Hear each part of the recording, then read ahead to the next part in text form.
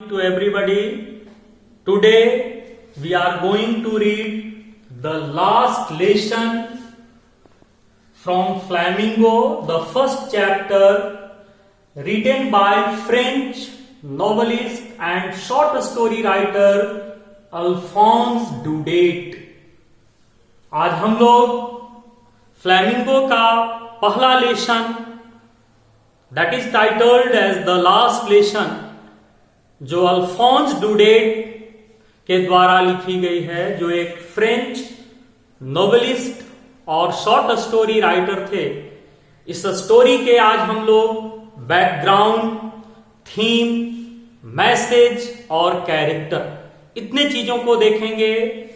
The very first question arises that why the story is titled as the last lesson?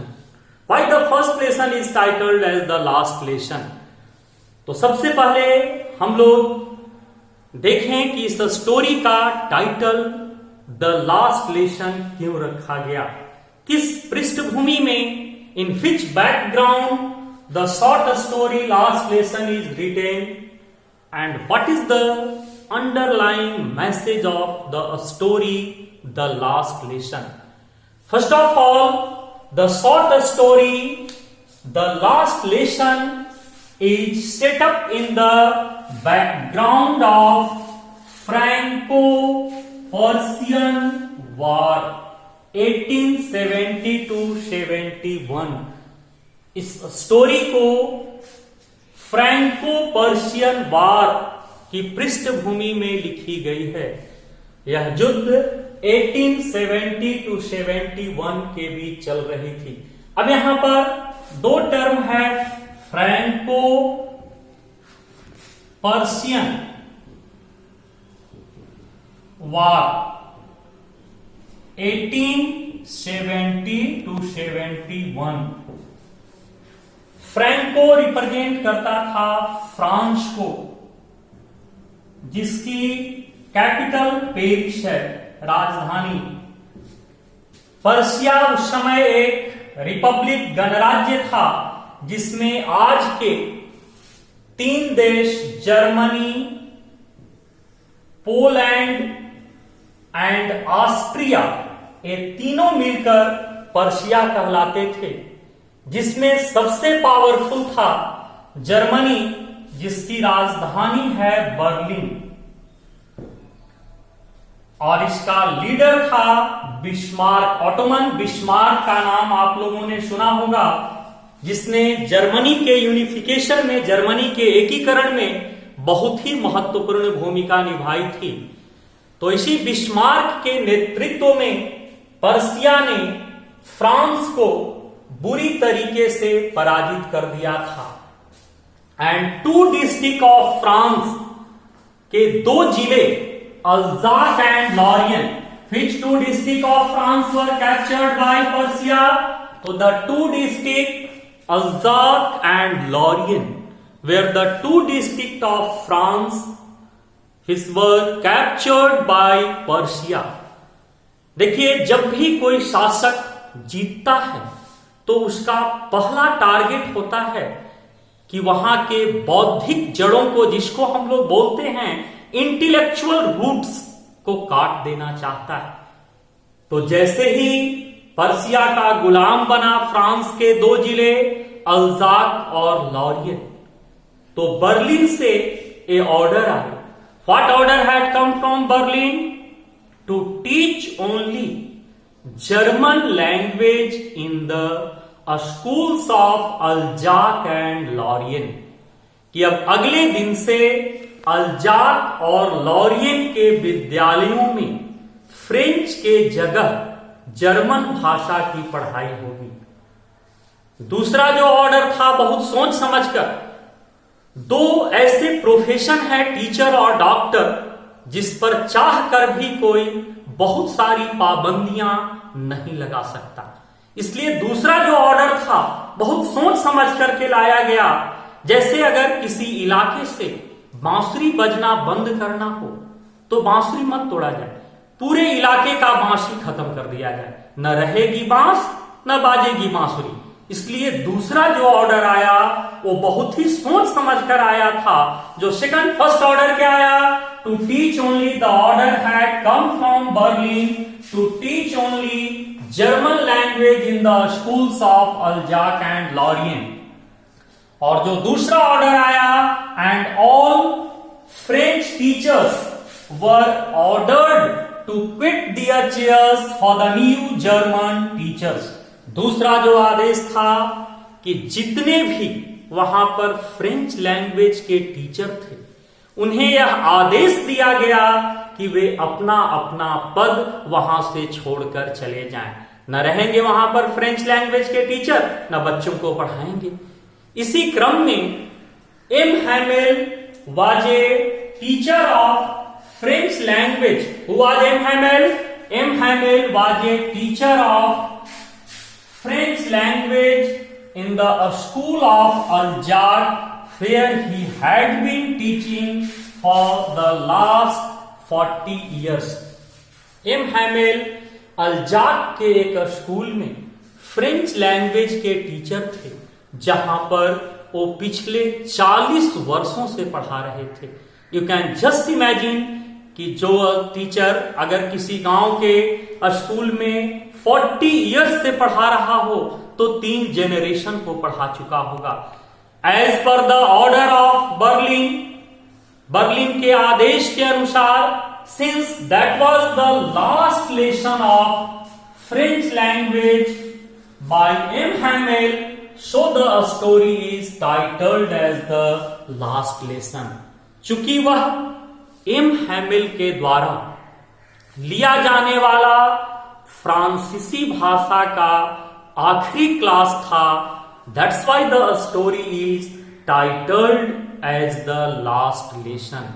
चूंकि वह M Hamel के द्वारा लिया जाने वाला फ्रांसीसी भाषा का आखिरी क्लास था, इसलिए इस स्टोरी का टाइटल पड़ा द लास्ट लेसन। तो एक बार फिर से हम लोग बैकग्राउंड को देखें, तो in which background the short story last lesson is set up, तो the short story last lesson is set up in the background of Franco Prussian war. जैसा कि अभी मैंने आप लोगों को बताया कि जैसे ही फ्रांस के 2 जिले, यहां पर देखिए ऊपर में, अगर आप लोगों के पास बुक होगा तो फ्लैमिंगो का पेज 6 पर एक मैप दिया हुआ है, जिसमें यहां पर लिखा हुआ है लॉरियन और जस्ट उसके नीचे अल्जाक। ये दोनों जो है कैप्चर्ड हो गए थे पर्शिया के द्वारा। Which 2 district of France were captured by Prussia? Alsace and Lorraine. तो यह लास्ट लेसन हुआ क्यों? तो due to order come from Berlin, इस बर्लिन से आए हुए आदेश के अनुसार।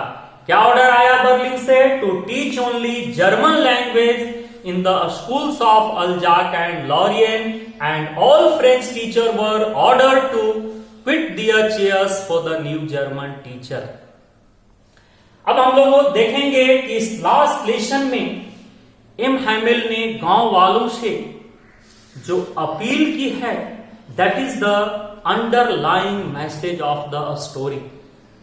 एम हैमेल जैसा व्यक्ति ही था वो जो अंतिम क्लास में भी अंतिम समय तक पढ़ाया। M Hamel was a dedicated teacher, बहुत ही समर्पित शिक्षक थे। गांव वाले उनको बहुत ही रेस्पेक्ट करते थे।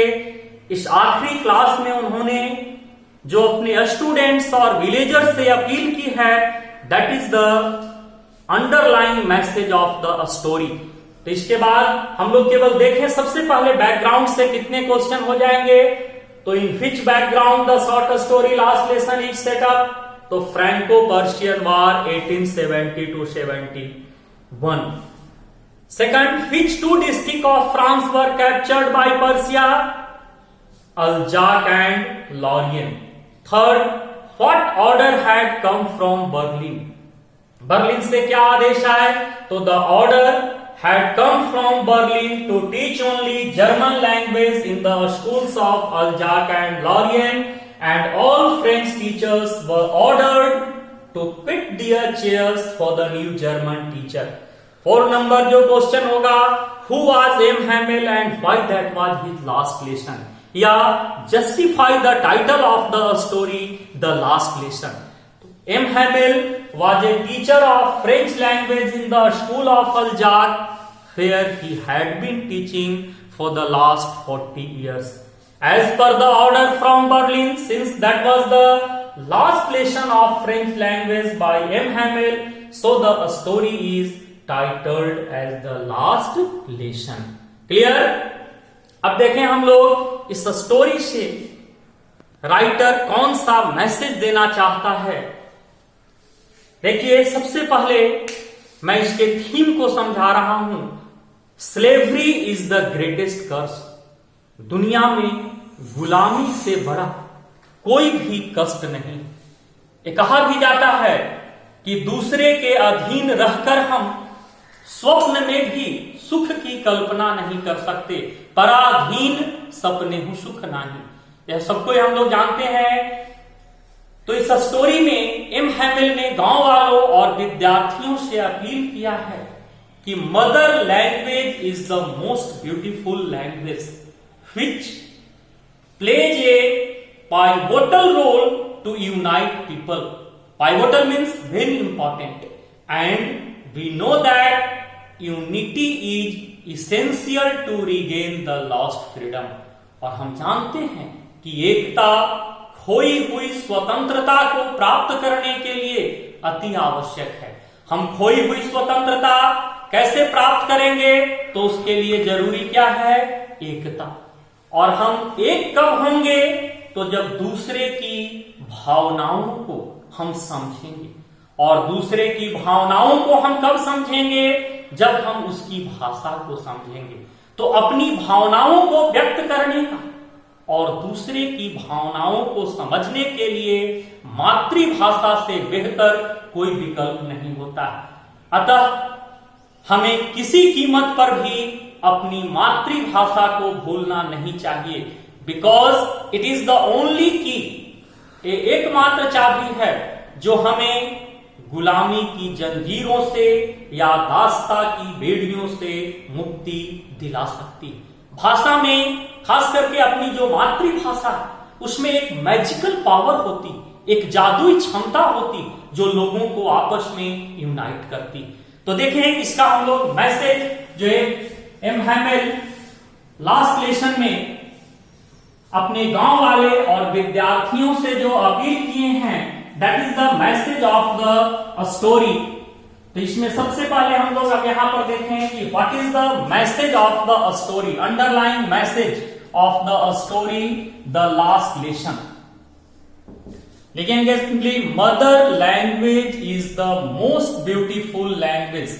मातृभाषा, mother language is the most beautiful language. मातृभाषा सबसे सुंदर भाषा होती है, beautiful language, which plays a pivotal role, which plays a pivotal means very important, pivotal role to unite people, जो लोगों को आपस में जोड़ने में अति महत्वपूर्ण भूमिका निभाती है। And unity is essential to regain the lost freedom. और एकता, रीगेन, गेन मीन्स प्राप्त करना, रीगेन मतलब पुनः प्राप्त करना, रीगेन द लॉस्ट फ्रीडम, खोई हुई स्वतंत्रता को प्राप्त करने के लिए इसेंशियल, अति आवश्यक है। So we should love and respect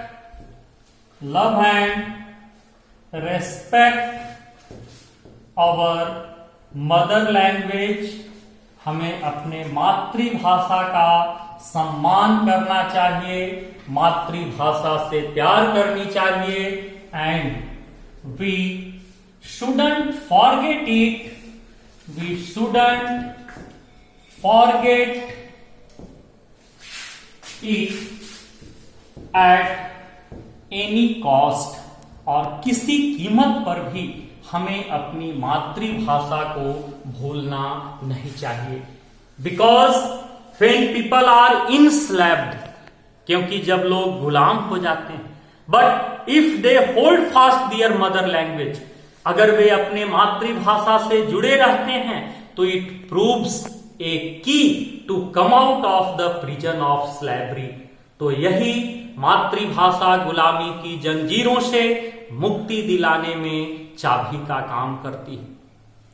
जो इस स्टोरी की थीम है, दुनिया के हर व्यक्ति को, each and every one in this world, दुनिया का हर व्यक्ति को अपने मदरलैंड, मातृभूमि, मदर लैंग्वेज, मातृभाषा, नेशनल फ्लैग, राष्ट्र ध्वज, नेशनल एंथम, राष्ट्र गान, नेशनल सॉन्ग, राष्ट्र गीत, और एनीथिंग विच आर डायरेक्टली और indirectly linked with their nationality, they feel proud to them. दुनिया का हर व्यक्ति अपने मातृभूमि से, अपनी मातृभाषा से, अपने राष्ट्र ध्वज से, राष्ट्रगान से, राष्ट्रगीत से, या उसकी राष्ट्र की अस्मिता से जुड़े हुए, चाहे वो डायरेक्टली और इनडायरेक्टली, प्रत्यक्ष या अप्रत्यक्ष रूप से जुड़ा हुआ हो, हर व्यक्ति को उस पर गर्व होता है.